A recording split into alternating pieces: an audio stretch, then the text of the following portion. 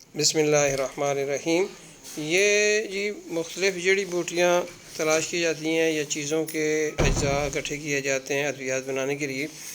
आज आग के दूध यानी शीर मदार की ज़रूरत थी और ये हासिल करने के लिए सुबह सूरज निकलने से पहले इसके लिए निकलना पड़ता है, तब ये सही मिक़दार में हासिल किया जा सकता है। तो इस सिलसिले में आज ये दूध इकट्ठा कर रहे हैं।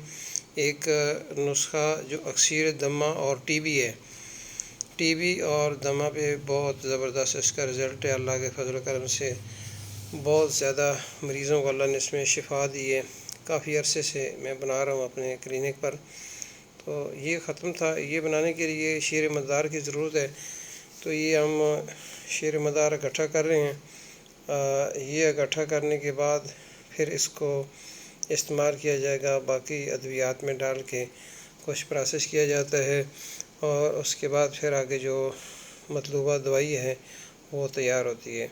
तो इस तरह की काफ़ी सारी कुछ जड़ी बूटियाँ, कुछ चीज़ों के पत्ते, कुछ के जड़ें, कुछ के फूल और कुछ का दूध हासिल किया जाता है और फिर उसको मुख्तलिफ़ अद्वियात की तैयारी में इस्तेमाल किया जाता है।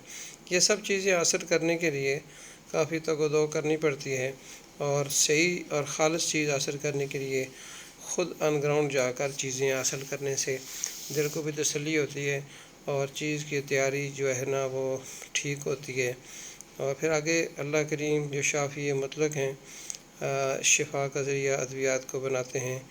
बंदा मरीज़ को मरीज़ समझ के हमदर्दी के जज्बे के तहत जब अद्वियात दी जाएँ तो अल्लाह ताला बहुत अच्छे उसको शिफा का ज़रिया बनाते हैं।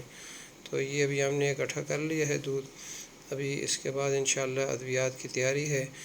ये अद्वियात कुछ को तैयार करने के बाद फिर खरल करेंगे। खरल करने के बाद फिर इस शक्ल में ये अद्वियात तैयार हो जाती हैं।